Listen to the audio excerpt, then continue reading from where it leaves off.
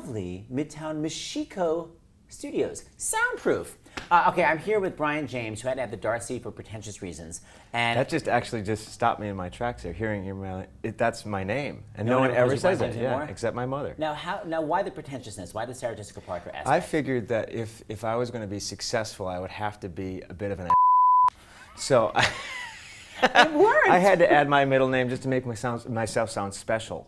Okay, so I have a couple questions. First of all, I asked Brian about Titanic, and he busted me because it's not current. So the other option was his production of Grease in Chicago in '88. Tell everybody who you played in that production. I played Danny Zuko. I played Danny Zuko at the Marriott Lincolnshire, which is in lovely Lincolnshire, Illinois, and they have a fantastic theater there. And I was a senior in college, and I played Danny Zuko. Let's hear it. Such a jerk. I'm a lovin'. I played Sandy, actually. Oh, yeah, kidding. sorry. Have lovin' happen so fast. The phlegmiest? It wasn't good then, and it isn't now. Uh-huh. Yeah. Anywho, rude. So what about a Titanic story? What was the first preview like? Anything about a piano rolling on you? How long was the first preview? Titanic. I don't know. I remember hearing stories over the years that it was a long night, and it was long. I don't remember exactly how long, but there were a lot of technical issues. It's funny what you don't remember and what you do remember, because it lasted so long. At least my participation in it was over a year. You tend to kind of what's too painful to remember. We say. That's your audition song, isn't it? Yes. Yes. Actually, no. My audition song for a while was "Ain't Misbehavin'." Wait. Yeah. For realsies? Yeah, I sang. I love that song. I would sing it all the time, and a lot of people said that's not a good song to sing, and they were right. Segue to, and I'm telling you. There you go. Tell me about Shrek. Any mishaps? It was quite a feat to get in and to get out of the makeup, and so, for better or for worse, I had decided early on to allow people to come in and witness this public display of I visited you backstage cruelty. when you were getting everything I remember. Yeah, and it was fascinating for people who were not, sitting in the makeup. It wasn't so great when people without manners would come in. For example, there was a. You're referring to me, are you? Not you. It's not going to be an outing. No, Okay. no. Jerry Springer. Just getting back at you for the Yeah, Grease totally. thing. I was like, what did I say? Okay, go. No. This person that I didn't know, that I arranged tickets through a friend, came back with their son, and she was so aghast at the show, and she made no pretense of saying, "This is a ridiculous show. I was offended by all the farting. That's just childish." And all the time, she's just staring at me going, oh.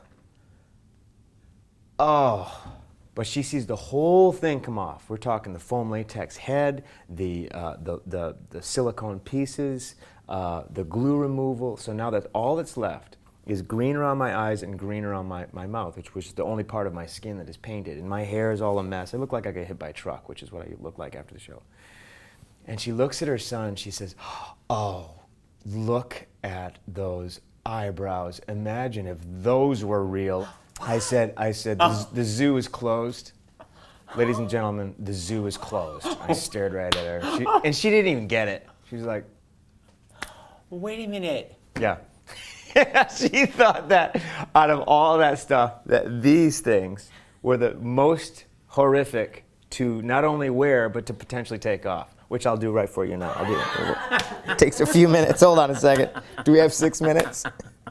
Now, as part of the mortifying audition segment, Brian James is going to recreate his audition for which cast? The German cast? It was in Germany, so I suppose it was the German cast. Of Hunchback of Notre Dame, or Dame. And for maybe people not in the business, you don't know, you don't audition for Broadway shows in Broadway theaters usually. In the 1960s you did, but not anymore. You're in these little tiny rooms, but they expect you to give Broadway performances, and it's bizarre to be an inch away from someone auditioning you, but you're like selling it.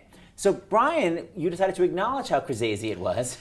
Well, I had positioned myself in an unfortunate proximity to the table. In my mind, I was like, I might as well have been like screaming in their faces, like this. That's kind of what it felt like to me. So I got to the end of the song. Well, we should do it. Yeah, well, let's recreate it. But he just decided to acknowledge how crazily loud it was. Okay, and we also have, by the way, a special guest star playing the casting director. Just so you'll see what the reaction actually was. So Ryan will finish the song, then we'll cut to the casting director's reaction. And imagine the casting director is actually being a table full of people, just Okay, so- all, like maybe 7 people with the same reaction. So we'll multiply the face by 7.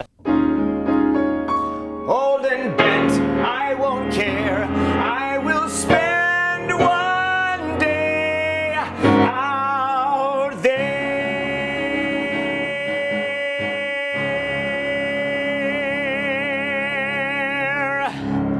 really loud.